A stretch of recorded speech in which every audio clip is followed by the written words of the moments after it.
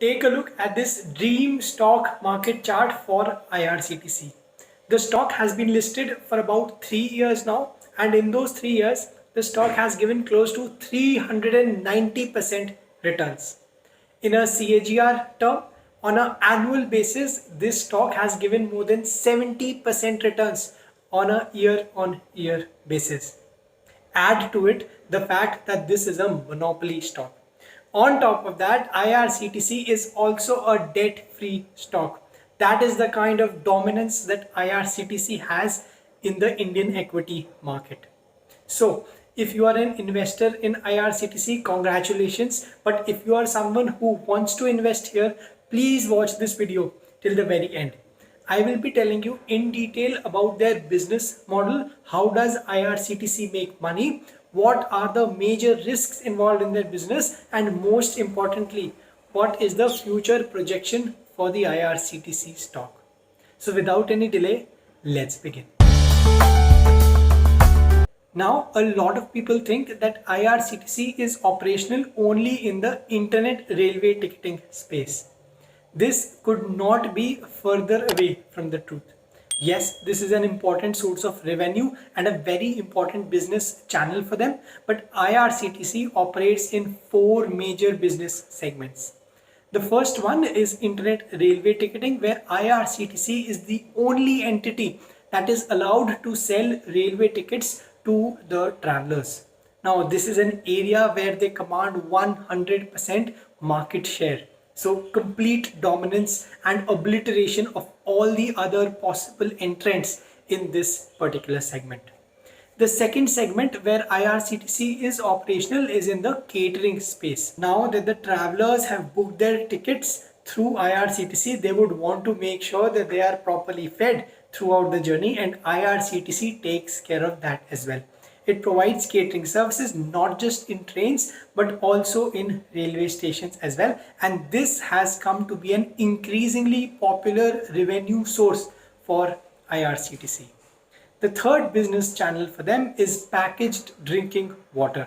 Now, they provide packaged drinking water by the name of Rail Neer to all its travelers, again both on the railway stations and in the trains as well. This is also a very important source of revenue for them, and this makes sure that when it comes to feeding the customers, they take care of both catering and the water services. The fourth and the final part is the travel and the tourism space where IRCTC is operational. Now, internet railway ticketing is just one component where they help the travelers reach from point A to point B, but over and above that, they provide air routes, they provide airfares, they provide specialized travel and tourist packages to its customers all across the country. And because they are also able to provide tickets of railways to those travelers, it just adds on as an additional source of revenue for the customers. Now, we all know that post-COVID, these revenue sources have been significantly affected.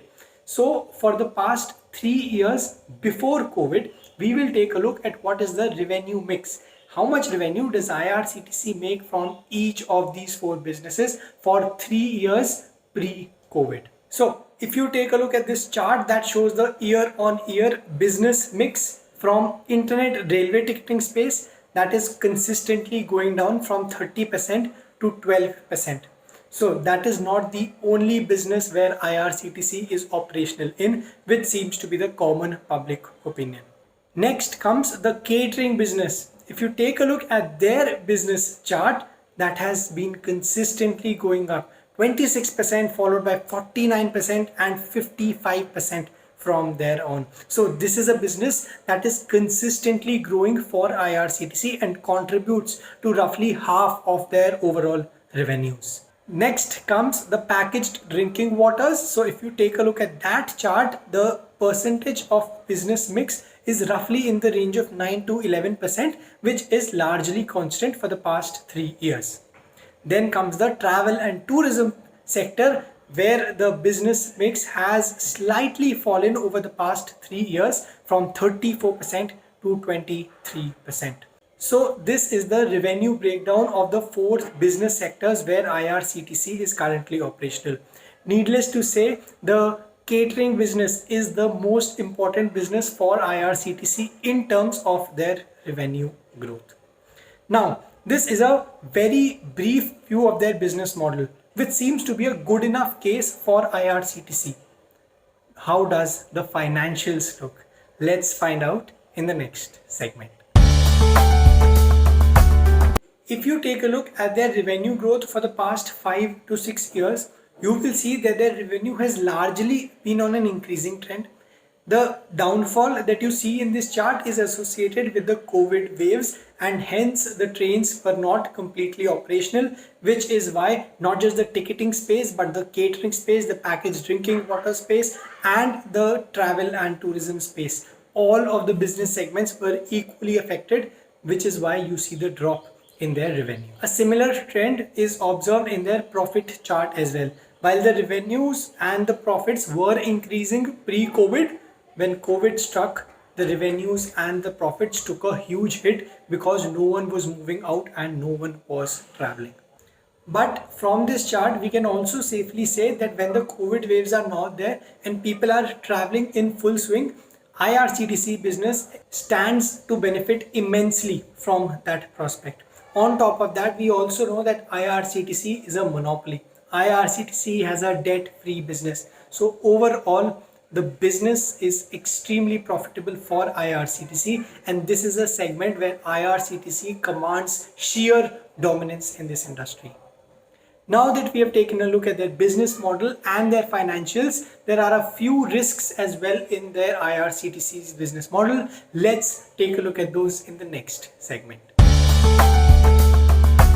The first and the biggest challenge for IRCTC is the subsequent waves of COVID, if at all they arise.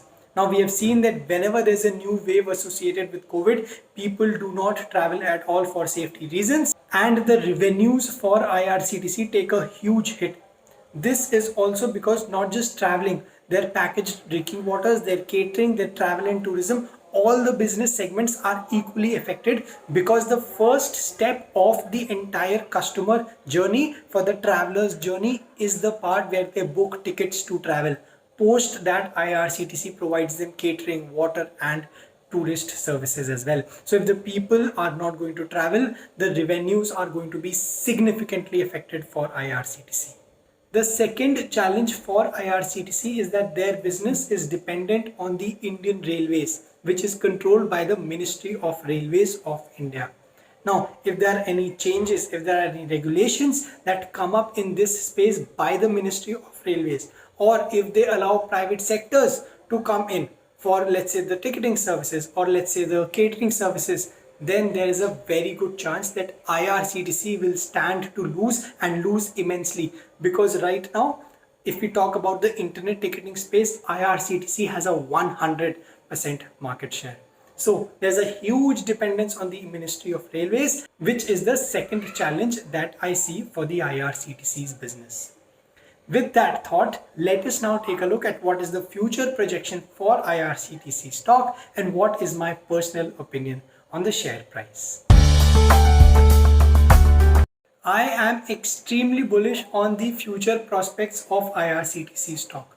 The stock is currently trading in the range of 700 to 760 rupees, and I am extremely convinced that going forward the share price is only going to increase from here on.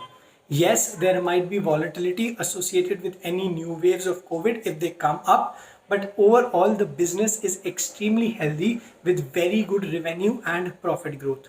On top of that, the fact that no other player is allowed to enter this internet railways ticketing space, IRCTC stands to benefit immensely from that fact as well in the future. I do expect that the price of this stock is easily going to breach 800 to 850 levels in the near future, and it's an extremely good candidate for any investor to put his or her money in. Alright, I hope you enjoyed this analysis for IRCTC. Do subscribe to Finance Lens, and I'll see you the next time.